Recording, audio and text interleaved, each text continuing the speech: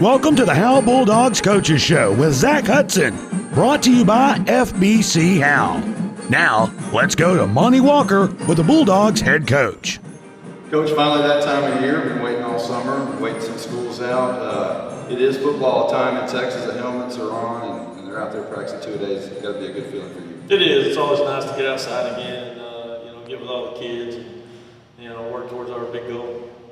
So most people don't know that you have a parent meeting and before the season, and you just had one this week. Talk about that. What are some of the expectations, or what do you tell the parents?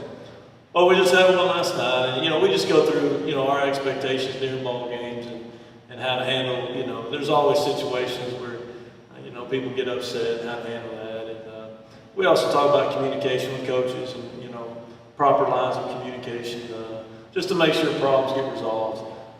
Nobody's perfect. Things happen sometimes, and I would say 90 to 95% of the time it's miscommunication.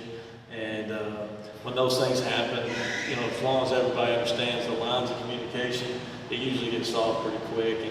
And I try to ease the parents, especially the ones that have freshmen that are a little worried about their kids, coming in high school with athletics. Try to ease their mind about how we do things. But we do have high expectations for athletes, and we put the responsibility on them. Try to teach them some life lessons and stuff like that. But more than anything, try to ease the parents' minds and let them meet the coaches and introduce the coaches and let them feel that they're a part, because they are. And try to make sure that we're all fighting for one cause. Well, one of the things that you did when you got here was revamp the Booster Club and help get it reorganized.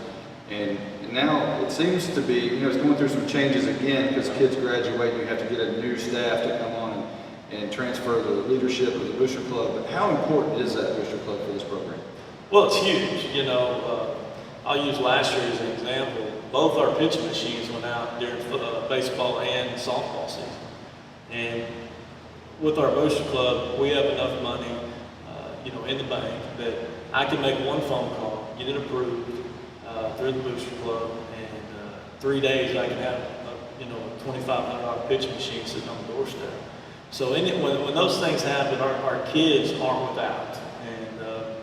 And sometimes it's keeping up with the Joneses, and sometimes you have to, because a lot of times the big purchase practice equipment can make a big difference. And we try to make sure there's enough money there for that. But our Booster Club plays a big role. As coaches, we ask for Booster Club for stuff that's going to last. I tell the coaches, we have a 5-year goal for everything bought by the Booster Club. We're not going to buy T-shirts and shorts and things like that we're out in the year. I'll take the weight room, for instance. They put up somewhere around $10,000 to help renovate this weight room. And but it's going to be here a long time, and their kids are going to see it. The people behind those kids are going to see it. So it's something that they can be proud of. At the same time, the kids are going to see it for a while. So we try to keep those big ticket items at the Booster Club, and at the same time, they also get the community involved. The community pep rally and things like that. So it's a big key to the program, and you can always tell when things are going good. You have a lot of support in the Booster Club. When things aren't going good, you don't. And so I try to keep as many seats as I can filled. Well, and you talked about the weight room. Let's talk about that a little bit. Completely renovated. What are the changes that were made here? Well, we completely gutted it. Took every bit of weight equipment out. We had all the racks, the weight racks were all still in good shape. They were just 12 years old and just beat up. And so we had them sandblasted and powder coated. We took all the benches, had them sandblasted and powder coated. Had everything recovered. And then we painted the walls. We hung new lights, all LED lights in here. And then we also put a new floor down. And so it looks totally different. It's the same equipment, but it looks totally different. We changed the color on it to gray instead of white. But same equipment, but you clean it up and you paint the walls and put some nice lights in here. It makes a huge difference. And the kids are excited when they come in here. It's doesn't have dirty walls or anything like that. So it's it's something to be proud of. So let's talk a little bit about football. A lot of coaching changes. You lost your offensive coordinator to a head coaching position in Collinsville. You had to get a new offensive coordinator. Talk about all the changes that have taken place. Well, Coach Hartsfield came over from Ferris to be the offensive coordinator.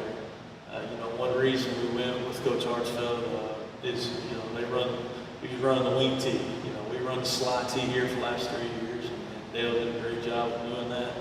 And the personnel we have, we talked about even before Dale left that we were going to have to change some things. With Ty being a big receiver out there and a big threat, find ways to get him the ball. We haven't thrown the ball much in 3 years. And so we hired Coach Cohealy, who's our head baseball coach, whose son has been a quarterback. And so that's helped out some things. And he's young, and we're going to do some things to take care of him, but we're still going to be able to get the ball out there to Ty and Portman, because they're great, they're big. They're great receivers and big kids. Ty's 6'6", 215 pounds, and Porter is 6'3", 230 pounds. So they can body up on some people and get the ball. But that changes you completely as an offense. But at the same time, the wing tee, you can draw the plays up, and it's almost identical to what we've been running, other than we have a receiver now instead of an extra tight end. And so it brings together what we've been doing and been successful at, but at the same time, it lets us adjust our personnel that we have. And I think it's a small school, the guys that are successful over and over again adjust well. And I think if you take Coach Mazzella, they revamped their entire offense last year to their personnel and won the state championship. And I think that was a big key because they went with their personnel. And I've always been a believer in it. I've always done it. We changed our defense quite a bit due to our personnel. So that was a big deal. We got to hire a very good O-line coach that's been around a while, been in a lot of different places, a lot of big schools. He's actually worked for a guy that I used to work for with Coach Fry, and Coach Beebe, who comes over from Itasca, who's an offensive coordinator in Itasca, and he ran the exact same slot tee that we ran, exact to the T. So he's able to transition the kids, kind of speak the lingo a little better with the kids. And so it's just helped out a lot. And we've really put together a staff on the defensive side with Coach Silvestri coming over from Princeton, and then Coach Cohealy, the head baseball coach, does the D-line. You're talking about two guys there that have over 23 years of experience apiece. And then you have Coach Johns, who comes over. He was at Callisburg this past year, but he had left games and liked to be in there 11 years. He's a head basketball coach, been a head basketball coach 20 years. He's coached football every year. Then he's been a coach. Loves the game, very intense, very good at the fundamentals of the game, and really helps us out. And we don't miss a beat. I thought Coach Shore did a great job of that.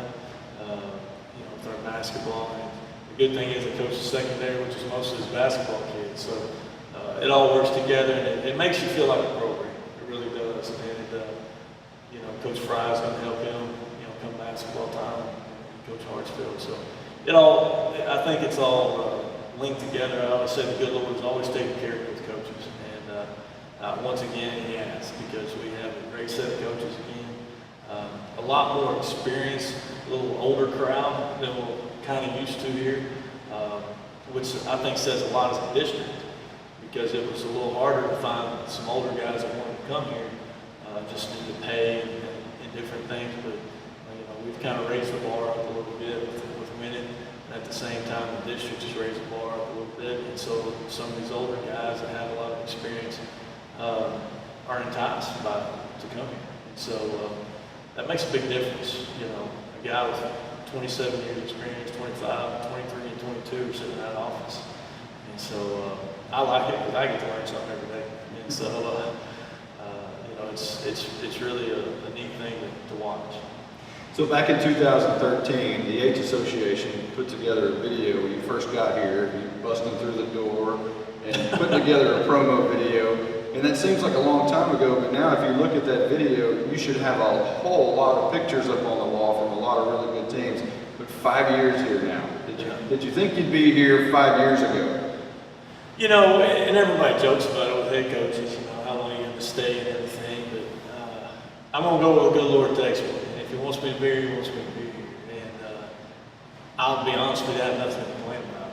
And so when you take all that into consideration, why I don't want to be in a big school. I've been in a big school. It's not my thing. I love the small school. I love knowing the parents and knowing the kids. I love it when the coaches are all coaching everything. I like the camaraderie of a small school.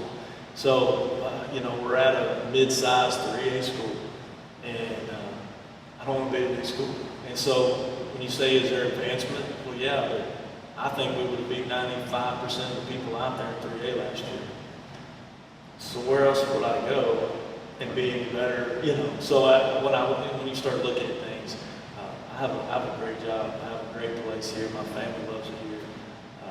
And Howe has been great to us. So I never say never, but then again, why? You know, why even talk about it? Because it's nothing that's you know, one of those things that we even talk about, because it's, you know, we are happy. You know, where no one's. I'm not getting for sale signs in my yard yet. So. 5 years from now, we'll be talking about 10 years. I want to remind everybody that the community pep rally will be Saturday, August the 19th at 6:30. We'll introduce all the kids from kindergarten all the way through varsity. So we'd love for you to join us. And don't forget, each Friday night on HoweEnterprise.com, we'll bring you the live broadcast of each game all the way through the state championship. For Coach Hudson and myself, see you next week.